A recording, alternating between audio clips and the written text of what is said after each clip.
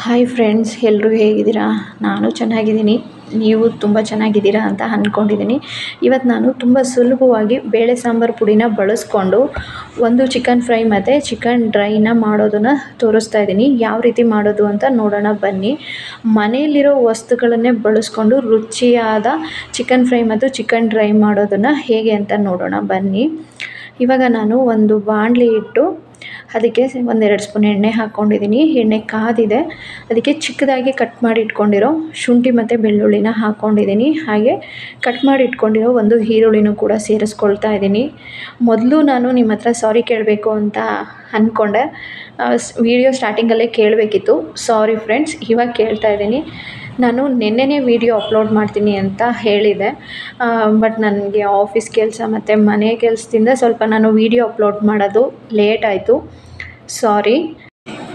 ಈರುಳ್ಳಿ ಫ್ರೈ ಆಗಿದೆ. ಇವಾಗ ಇದಕ್ಕೆ ನಾನು ಚಿಕನ್ ಸೇರಿಸ್ಕೊಳ್ತಾ ಇದ್ದೀನಿ. ಚಿಕನ್ ಸೇರಿಸ್ಕೊಂಡು ಇದನ್ನು ಮಿಕ್ಸ್ ಮಾಡಿಕೊಂಡು ಚೆನ್ನಾಗಿ ಹುರ್ಕೋಬೇಕು. ನಾನು ಚಿಕನ್ಗೆ ಸ್ವಲ್ಪ ಅರಿಶಿನ ಮತ್ತು ಕಲ್ಲುಪ್ಪು ಹಾಕಿ ಒಂದು 5 ನಿಮಿಷ ನೆನೆಸಿಟ್ಟು ಅದನ್ನು ಒಂದು 2-3 ಸರಿ ವಾಶ್ ಮಾಡಿಟ್ಕೊಂಡು ಇಟ್ಕೋತೀನಿ ಯಾವಾಗ್ಲೂ. ಸೊ ಇವಾಗ ಚಿಕನ್ ಈ ರೀತಿ ಚೆನ್ನಾಗಿ ಮಿಕ್ಸ್ ಮಾಡಿಕೊಂಡೆ. ಇದಕ್ಕೆ ಸ್ವಲ್ಪ ಅರಿಶಿನ ಮತ್ತು ರುಚಿಗೆ ಎಷ್ಟು ಬೇಕೋ ಅಷ್ಟು ಉಪ್ಪನ್ನು ಸೇರಿಸ್ಕೊಳ್ತಾ ಇದ್ದೀನಿ ನಾನು. ಈ ಟೈಮಲ್ಲಿ ಉಪ್ಪು ಹಾಕೋದ್ರಿಂದ ಚಿಕನ್ನು ಉಪ್ಪು ಹಿಡಿಯುತ್ತೆ. ಅದಕ್ಕೋಸ್ಕರ ನಾನು ಚಿಕನ್ ಫ್ರೈ ಮಾಡಬೇಕಾದ್ರೇ ಉಪ್ಪು ಹಾಕ್ಕೊಳ್ತೀನಿ. ಸೊ ಇವಾಗ ಇದಕ್ಕೆ ನಾನು ಕೊತ್ತಂಬರಿ ಸೊಪ್ಪು ಮತ್ತು ಟೊಮೊಟೊ ಹಣ್ಣನ್ನು ಹಾಕೋತಾ ಇದ್ದೀನಿ. ಟೊಮೊಟೊ ಹಣ್ಣು ನಾನು ಕಟ್ ಮಾಡಿ ಹಾಕೋತಾ ಇದ್ದೀನಿ. ನೀವು ಬೇಕು ಅಂದರೆ ಟೊಮೊಟೊ ಹಣ್ಣನ್ನು ಪೇಸ್ಟ್ ಕೂಡ ಹಾಕೋಬೋದು, ಪೇಸ್ಟ್ ಮಾಡಿ. ಈ ರೀತಿ ಚೆನ್ನಾಗಿ ಮಿಕ್ಸ್ ಮಾಡಿಕೊಂಡು ಇದನ್ನು ಹುರ್ಕೋಬೇಕು. ಇದಕ್ಕೆ ಯಾವುದೇ ಥರದ ನೀರು ಹಾಕಿ ಬೇಯಿಸ್ಕೊಳ್ಳೋ ಹಾಗಿಲ್ಲ. ಯಾಕೆಂದರೆ ಟೊಮೊಟೊ ಹಣ್ಣು ಹಾಕಿರ್ತೀವಲ್ಲ, ಹಾಗಾಗಿ ಅದರಲ್ಲೇ ಚಿಕನ್ ಚೆನ್ನಾಗಿ ಬೇಯುತ್ತೆ. ಸೊ ಲಾಸ್ಟಲ್ಲಿ ನಮಗೆ ಸಾಂಬಾರು ಥರ ಬೇಕು ಅಂದರೆ ಸ್ವಲ್ಪ ನೀರು ಹಾಕೋಬೋದು. ಇವಾಗ ಚಿಕನ್ ಎಲ್ಲ ಚೆನ್ನಾಗಿ ಬೆಂದಿದೆ. ಅದಕ್ಕೆ ನಾನು ಬೇಳೆ ಸಾಂಬಾರು ಪುಡಿನ ಸೇರಿಸ್ಕೊತಾ ಇದ್ದೀನಿ. ಖಾರಕ್ಕೆ ಎಷ್ಟು ಬೇಕೋ ಅಷ್ಟನ್ನು ಹಾಕ್ಕೊಂಡು ಸೇರಿಸ್ಕೊಳ್ತಾ ಇದ್ದೀನಿ. ಈ ರೀತಿ ಚೆನ್ನಾಗಿ ಮಿಕ್ಸ್ ಮಾಡಿಕೊಂಡು ಒಂದು 5 ನಿಮಿಷ ಹುರ್ಕೊಂಡ್ರೆ ಸಾಕು. ನಾನಿವತ್ತು ರೈಸ್ಗೆ ಮಾಡ್ತಾ ಇರೋದು, ಹಾಗಾಗಿ ನಾನು ನೀರು ಸೇರಿಸ್ಕೊಳ್ತಾ ಇದ್ದೀನಿ. 1 ಗ್ಲಾಸ್ ನೀರು ಸೇರಿಸ್ಕೊಂಡು ಅದನ್ನು ಬೇಯಕ್ಕೆ ಬಿಡ್ತೀನಿ. ಸೊ ಇವಾಗ ಸಾಂಬಾರು ಪುಡಿ ಹಾಕಿದ್ದನ್ನು ಚೆನ್ನಾಗಿ ಮಿಕ್ಸ್ ಮಾಡಿ ಅದನ್ನು ಫ್ರೈ ಮಾಡಿದ ಆಯಿತು. ಎಣ್ಣೆ ಕೂಡ ಬಿಟ್ಕೊಂಡಿದೆ. ಇವಾಗ ನಾನು ಅದಕ್ಕೆ 1 ಗ್ಲಾಸ್ ನೀರನ್ನು ಸೇರಿಸ್ಕೊಂಡು ಈ ರೀತಿ ಚೆನ್ನಾಗಿ ಮಿಕ್ಸ್ ಮಾಡಿಕೊಂಡು ಇದನ್ನು ಕುದಿಯೋದಕ್ಕೆ ಬಿಡೋಣ.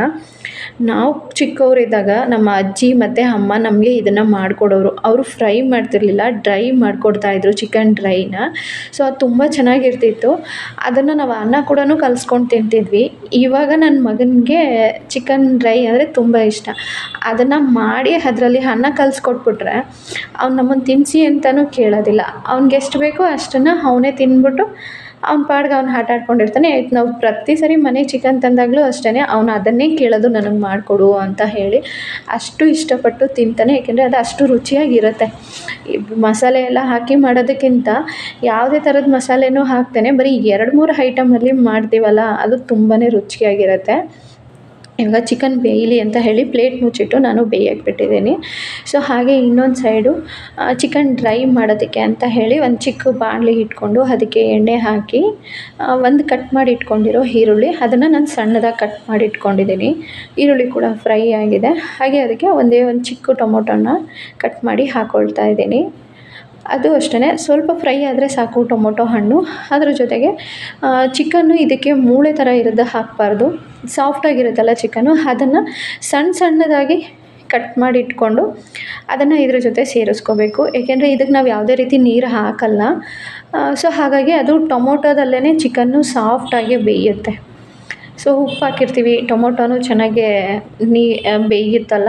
ಸೊ ಇದರಲ್ಲೇ ಚಿಕನ್ ಕೂಡ ತುಂಬ ಚೆನ್ನಾಗಿ ಬೇಯ್ಕೊಳ್ಳುತ್ತೆ, ತುಂಬ ರುಚಿಯಾಗಿರುತ್ತೆ. ಇವಾಗ ಈ ರೀತಿ ಇದನ್ನು ತುಂಬ ಚಿಕ್ಕದಾಗಿ ಕಟ್ ಮಾಡಿಕೊಂಡ್ರೆ ಬೇಗನೆ ಆಗೋಗ್ಬಿಡುತ್ತೆ. ದಪ್ಪ ಥರ ಕಟ್ ಮಾಡ್ಕೊಬೇಡಿ. ಒಂದು ಟೊಮೊಟೊ ಹಣ್ಣನ್ನು ಯಾವ ರೀತಿ ಕಟ್ ಮಾಡ್ಕೊತೀವಿ ಚಿಕ್ಕದಾಗಿ, ನಾವು ಆ ರೀತಿ ಕಟ್ ಮಾಡಿಕೊಂಡ್ರೆ ಸಾಕು. ಸಾರಿ ಫ್ರೆಂಡ್ಸ್, ಇದರಲ್ಲಿ ಬೇಳೆ ಸಾಂಬಾರು ಪುಡಿನ ಸೇರಿಸ್ತಾ ಇರೋದು ವಿಡಿಯೋ ಮಿಸ್ ಆಗಿದೆ. ಸಾರಿ. ನಾನು ಇದಕ್ಕೆ ಹಾಕಿರೋದು ಬೇಳೆ ಸಾಂಬಾರು ಪುಡಿನೇ. ಇವಾಗ ಇದನ್ನು ಹಾಕ್ಕೊಂಡು ಈ ರೀತಿ ಚೆನ್ನಾಗಿ ಮಿಕ್ಸ್ ಮಾಡ್ಕೋಬೇಕು. ಇದನ್ನು ಮಾಡಬೇಕಾದ್ರೆ ಫ್ಲೇಮ್ ಮಾತ್ರ ಯಾವಾಗಲೂ ಮೀಡಿಯಮ್ಮಾಗೇ ಇಟ್ಕೋಬೇಕು. ಎಣ್ಣೆ ಹಾಕಿದರೆ ಜಾಸ್ತಿ ಎಣ್ಣೆ ಇದ್ದರೆ ಅದೇನು ಬೇಗ ಆಗೋಗ್ಬಿಡುತ್ತೆ, ತೊಂದರೆ ಇಲ್ಲ. ಎಣ್ಣೆ ಕಮ್ಮಿ ಹಾಕಿರೋದ್ರಿಂದ ಏನಾಗುತ್ತೆ, ಬೇಗ ತಳ ಹಿಡಿಯೋದಿರುತ್ತೆ. ಸೊ ಅದಕ್ಕೆ ನಾನು ಸ್ವಲ್ಪ ಮೀಡಿಯಮ್ ಫ್ಲೇಮ್ನಲ್ಲಿ ಇಟ್ಕೊಂಡೆ ಮಾಡ್ಕೊತಾ ಇದ್ದೀನಿ. ಇವಾಗ ಈ ಕಡೆ ಚಿಕನ್ ಫ್ರೈ ಕೂಡ ಅಷ್ಟೇ ಚಿಕನ್ನು ತುಂಬ ಚೆನ್ನಾಗಿ ಫ್ರೈ ಬೆಂದಿದೆ ಮತ್ತು ಒಳ್ಳೆ ಫ್ಲೇವರ್ ಕೂಡ ಬರ್ತಾ ಇದೆ. ಇವಾಗ ಇದಕ್ಕೆ ಸ್ವಲ್ಪ ಕೊತ್ತಂಬರಿ ಸೊಪ್ಪು ಹಾಕಿ ಅದನ್ನು ಮಿಕ್ಸ್ ಮಾಡಿ ಇನ್ನೊಂದು 5 ನಿಮಿಷ ಬೇಯಿಸಿದ್ರೆ ಸಾಕು. ಯಾಕೆಂದರೆ ನಾನಿವತ್ತು ಇದನ್ನು ಸ್ವಲ್ಪ ತಿಕ್ಕಾಗಿರಲಿ ಅಂತ ಹೇಳಿ ಮಾಡ್ಕೋತಾ ಇದ್ದೀನಿ. ತುಂಬ ಫ್ರೈ ಥರ ಮಾಡ್ಕೋತಾ ಇದ್ದೀನಿ, ಸಾಂಬಾರು ಥರ ಮಾಡ್ಕೋತಿಲ್ಲ.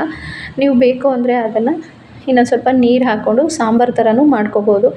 ಅದು ತುಂಬಾ ರುಚಿಯಾಗಿರುತ್ತೆ, ತುಂಬ ಟೇಸ್ಟಿಯಾಗಿರುತ್ತೆ. ರೈಸ್ ಜೊತೆ ತಿಂತಾಯಿದ್ರೆ ಚಿಕನ್ ಸಾಂಬಾರನ್ನೇ ಮರೆತುಬಿಡ್ತೀರ ನೀವು, ಅಷ್ಟು ರುಚಿಯಾಗಿರುತ್ತೆ. ಈ ಕಡೆ ಚಿಕನ್ ಡ್ರೈ ಕೂಡ ರೆಡಿ ಆಗಿದೆ. ಇವಾಗ ಚಿಕನ್ ಡ್ರೈ ರೆಡಿಯಾಗಿದೆ, ಆಫ್ ಮಾಡ್ಕೊಳ್ಳೋಣ. ಚಿಕನ್ ಡ್ರೈ ಕೂಡ ರೆಡಿಯಾಗಿದೆ. ತುಂಬ ಚೆನ್ನಾಗಿ ಚಿಕನ್ನು ಸಾಫ್ಟಾಗಿ ಬೆಂದಿದೆ. ಹಾಗೆ ಚಿಕನ್ ಫ್ರೈ ಕೂಡ ಅಷ್ಟೇ ರೆಡಿಯಾಗಿದೆ. ಸೊ ರೈಸಿಗೆ ಎಷ್ಟು ಬೇಕು ಅಷ್ಟು ಸ್ವಲ್ಪ ತಿಕ್ಕಾಗಿ ಮಾಡ್ಕೊಂಡಿದ್ದೆ ನಾನು. ಸೊ ಹಾಗಾಗಿ ಇವಾಗ ಕರೆಕ್ಟಾಗಿ ಚಿಕನ್ ಫ್ರೈ ಕೂಡ ರೆಡಿಯಾಗಿದೆ. ಇವತ್ತು ನಾನು ತೋರಿಸಿರೋ ಈ ರೆಸಿಪಿ ನಿಮಗೆಲ್ರಿಗೂ ಇಷ್ಟ ಆಗಿದೆ ಅಂದ್ಕೊಂಡಿದ್ದೀನಿ ಫ್ರೆಂಡ್ಸ್. ನೀವು ಕೂಡ ಒಂದು ಸರಿ ಟ್ರೈ ಮಾಡಿ ಟೇಸ್ಟ್ ಹೇಗಿತ್ತು ಅಂತ ಹೇಳಿ ನನಗೆ ಕಮೆಂಟ್ ಮೂಲಕ ತಿಳಿಸಿ. ಇವತ್ತಿನ ವಿಡಿಯೋ ನಿಮ್ಗೆ ಇಷ್ಟ ಆಗಿದರೆ ಆದಷ್ಟು ಈ ವಿಡಿಯೋನ ಶೇರ್ ಮಾಡಿ, ಲೈಕ್ ಮಾಡಿ, ಹಾಗೆ ಸಬ್ಸ್ಕ್ರೈಬ್ ಮಾಡ್ಕೊಳ್ಳಿ.